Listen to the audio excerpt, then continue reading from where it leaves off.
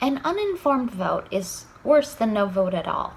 So many people vote without fully understanding all of the important issues, and they latch onto maybe one or two things about a candidate and believe that one thing can justify a vote, when the country is actually better off if only the most informed people vote, those who understand history and politics the most. And that sounds elitist, but the analogy that made sense to me is, if you were to cross the ocean on a boat, who would you want to select the captain of the boat?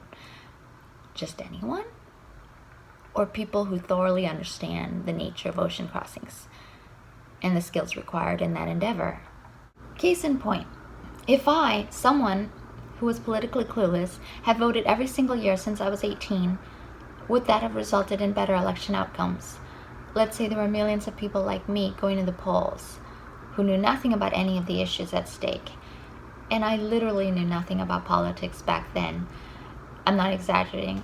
I think Tories is a party. I don't know what they stand for. And I honestly didn't even know what party the current Prime Minister of Canada belongs to until I looked it up like a minute ago. I never followed Canadian politics, even while I was living there. I remember one time there was a debate about whether or not Quebec should separate from the rest of Canada. And let me tell you, if you were invested in that decision and felt strongly about that referendum, you would not have wanted someone like me going to the polls. I would have been like, eeny, meeny, miny, mo. It would have been a roll of the dice.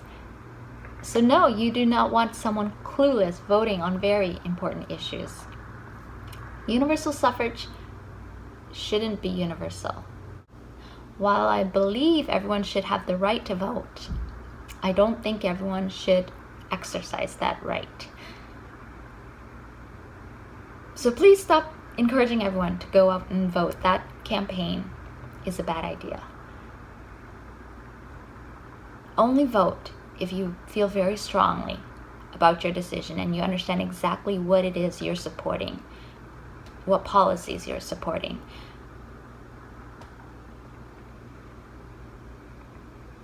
And don't go by what your family and friends tell you to do. Don't follow the crowd, any crowd, because they could all be wrong. And we could all walk off of a cliff together if we're just following each other blindly and no one's stopping to check where we're going or what we're doing.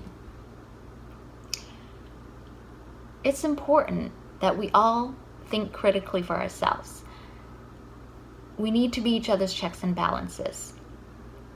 We need to challenge one another and be open to being challenged. Welcome it, because that's how we can avoid falling off that cliff, by putting our heads together. America is strong because of its diversity, not just of people, but of ideas. A freedom of exchange of ideas is what distinguishes the best countries in the world from the worst countries in the world. That much is clear as daylight to me. Now that I'm older and I'm starting to understand certain things better, I guess I'm in a better position to vote.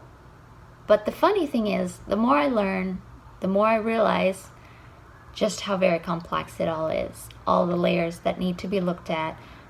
No political issue is perfectly clear-cut. On the surface, some things may seem to be, but if you keep digging and actually try to understand the root rationale for everything, you soon realize, hey, anybody can make a case for anything. There would be no political debate if there was nothing to debate, right?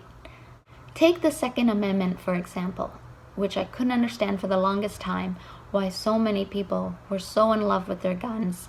That, to me, is a symbol of destruction, a machine designed to harm, maim, kill living creatures. What is it good for? Who really needs it? I really felt there was only one way to feel about it.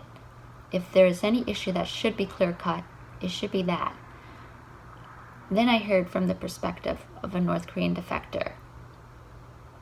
There'd be no North Korea if they had the Second Amendment.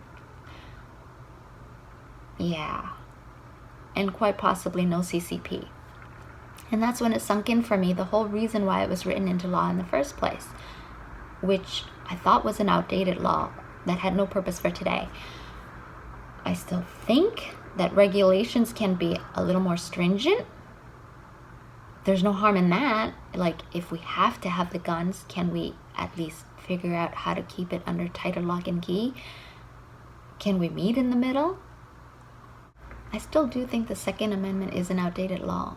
For the same reason that the next major global war is not likely to be kinetic, it's much more likely to be a cyber, technological, digital war of opposing information and ideologies, which is already happening now. So what would really benefit the Chinese people the most is maybe not guns, but simply the removal of the firewall. That's really it. I know it's kind of ironic for me to be talking about censorship in China when it's happening everywhere now. And how can you object to censorship that you aren't even aware of? What's that going to look like in the future when we stop thinking for ourselves? Who will be thinking for us?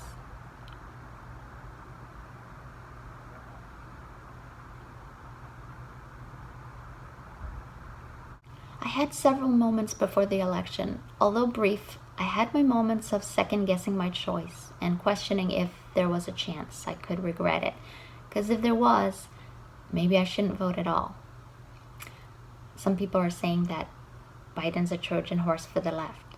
And if that's true, could I have dismissed him a little too early? But then again, I want the opportunity to vote for Andrew Yang in 2024. And I don't want to wait until 2028. The future is coming at us fast. And many still can't see this, that the changes that are coming in the next 5, 10, 20 years will be greater than anything we've seen our entire lifetime, no matter how old you are. With each new innovation, the impact on our lives has been greater and greater. We're on an exponential growth curve of change.